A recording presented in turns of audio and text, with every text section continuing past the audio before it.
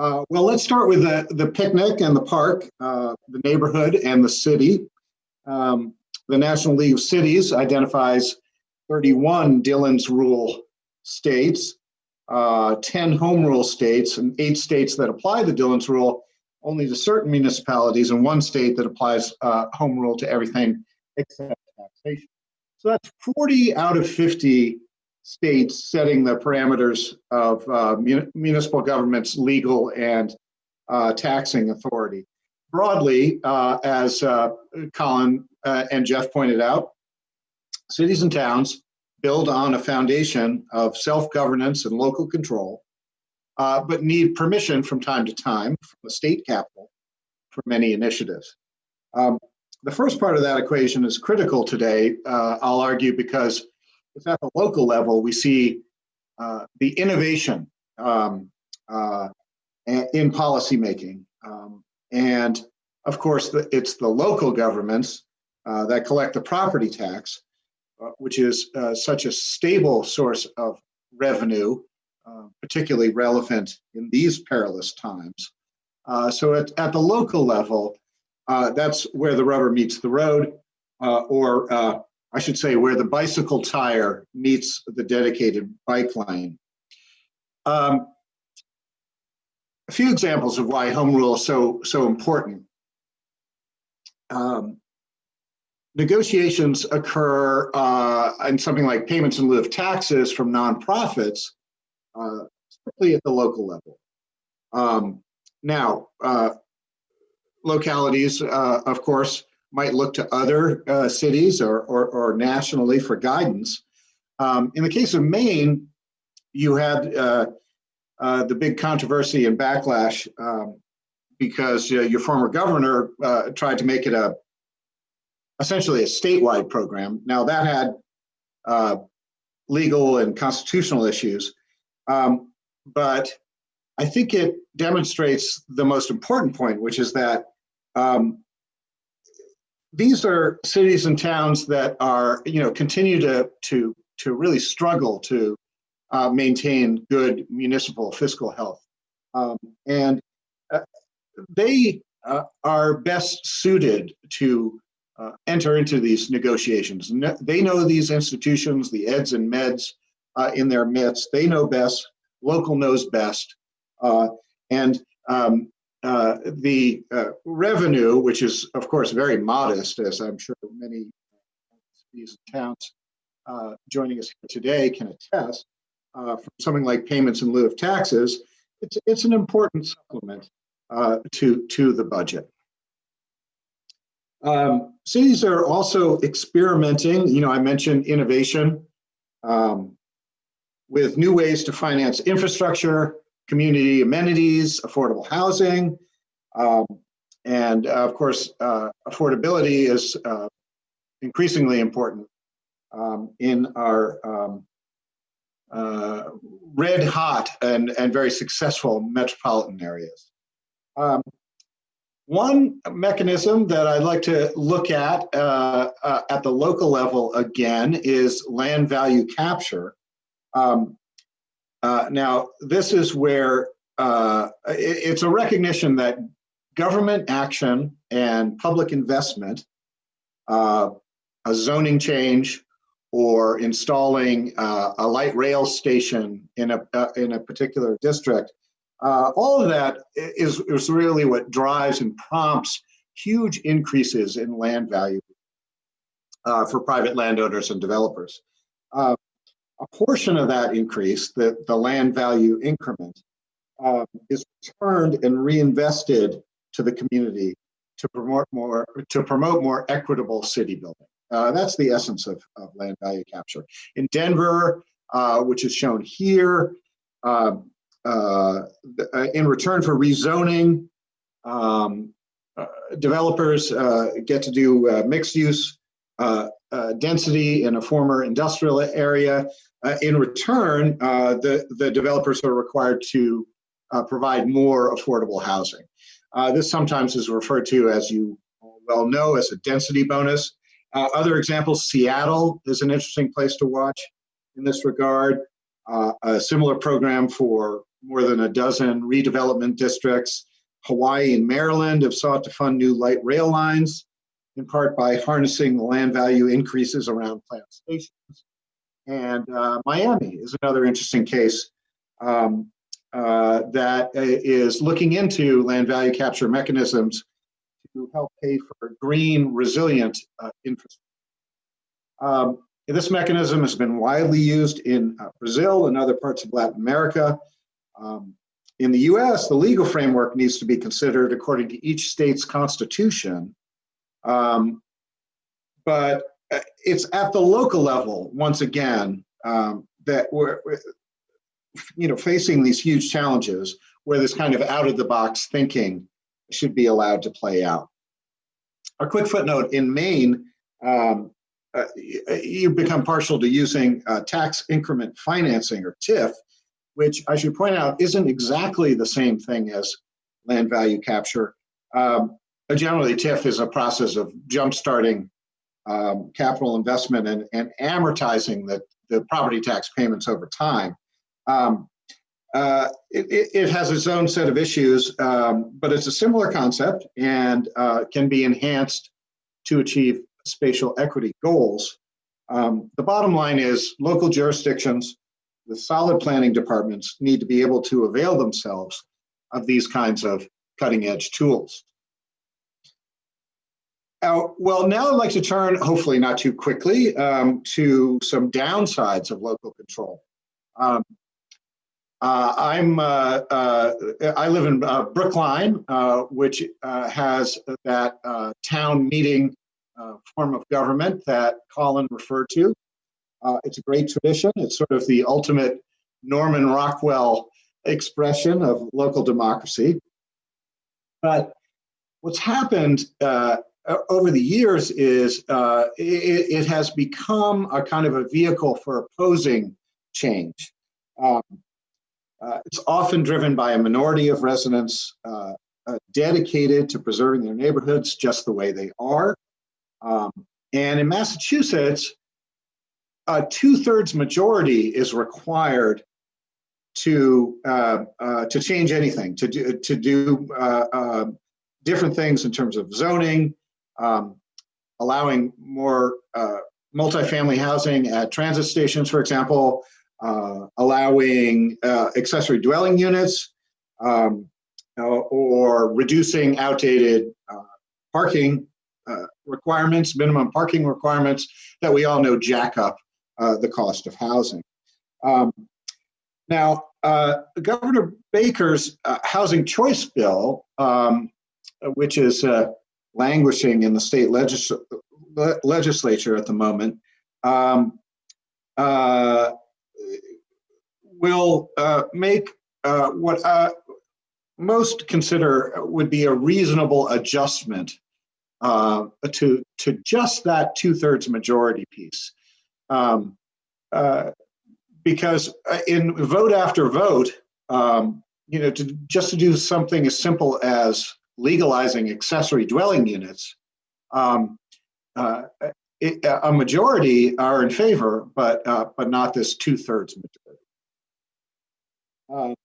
Some frustrated advocates for more housing, by the way, I'm sure you're familiar with it, associated with the Yes in My Backyard movement, have proposed a ballot question to change Brookline, which has about 60,000 residents, from a town to a city form of government.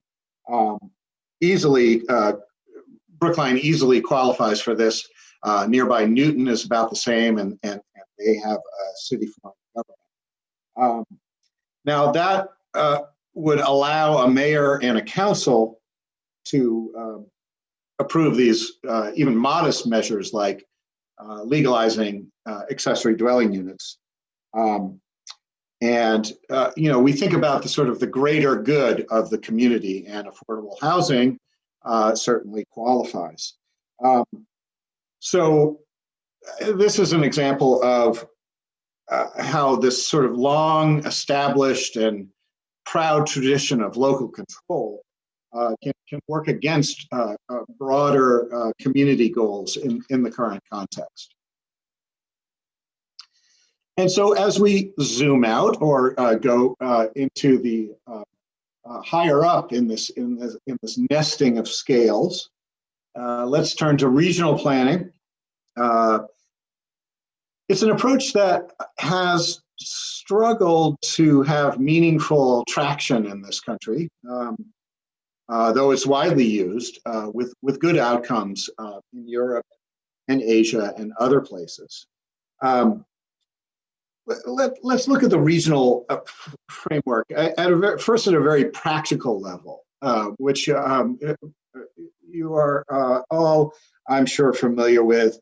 The MWRA, which provides water and sewer services across these many communities in the Boston area. Individual cities and towns have banded together for procurement.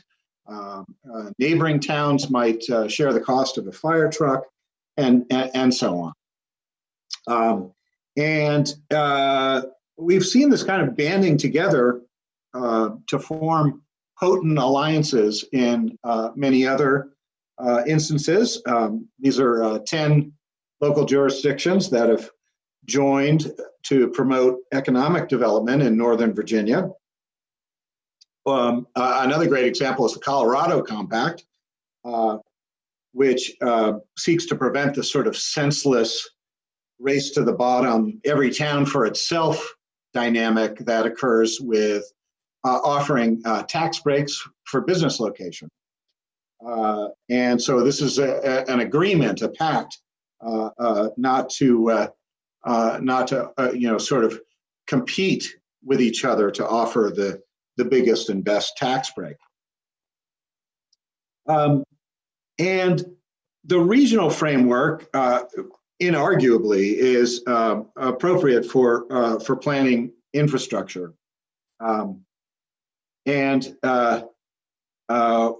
There's an interesting initiative that I urge you to check out in Northern England. It's called UK 2070 and the Northern Powerhouse Initiative. And basically, the short version is linking these older post-industrial cities like Manchester with better high-speed rail. And if you look at Manchester and you squint, you can see places like Hartford or Worcester or Biddeford or Lewiston. The Rebooting New England initiative is something that was dreamed up at UPenn, and a studio led by Robert Yarrow, who is the former president of the Regional Plan Association. And this is an idea to reroute the Acela, to link together the legacy cities, and to establish a true high-speed rail network that would go beyond that to other cities, Worcester, Portland, elsewhere in New England, quite similar to what's been implemented in Northern England. Now, especially today, when more people are working remotely, this instantly expands the housing and labor markets between the successful cities of New York and Boston. So there's plenty of affordable housing in Hartford, and the high-speed rail will get these workers into corporate headquarters when they need to be there. And finally, let's zoom out even more to the scale of the mega region. This is a framework that was developed by America 2050, the Lincoln partnership with the Lincoln Institute and the Regional Plan Association. Many others have been working on this. Jonathan Barnett just published a great survey of multi-state compacts and alliances that have grown up over the years to great effect. The RGGI, the Regional Greenhouse Gas Initiative, collection of states across a larger scale. The Northeast Corridor is the easiest one to think about, from Washington to Portland, and of course the West Coast, all around Chicago, and in about 10 or 11, depending on who you ask, 10 or 11 of these sort of mega region frameworks. And what is it good for? Well, certainly planning infrastructure, particularly transportation infrastructure, but it's become quite vivid more recently in managing COVID-19.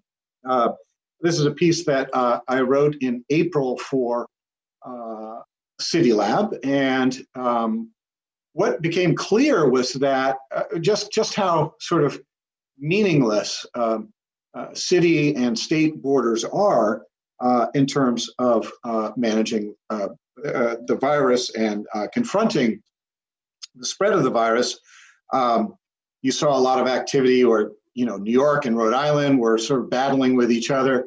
But the reality was that for any recovery, it absolutely made sense for New York to work with Connecticut and New Jersey in terms of reopening, coordinating reopening of parks. People live in one place and work in another. It's simply impossible to think about this on anything but this regional scale. Well, I'll leave you with this quote from Henry George, which I hope might inspire the ensuing discussions today. I know you are all on the cutting edge of sustainable land use and land policy. Some ideas have their origins many years ago, and some are entirely new, but the common thread is experimentation and innovation. So the implementation of new approaches and new policies has a place along this continuum of nested scales, whether local or regional or beyond. And here's my contact information. The easiest thing to remember is @landpolicy. Check us out, and please sign up for a very low traffic mailing list. I think now we're going to dive into the interactive part of the summit, which is always a highlight. So I will turn it back to the organizers to moderate that discussion.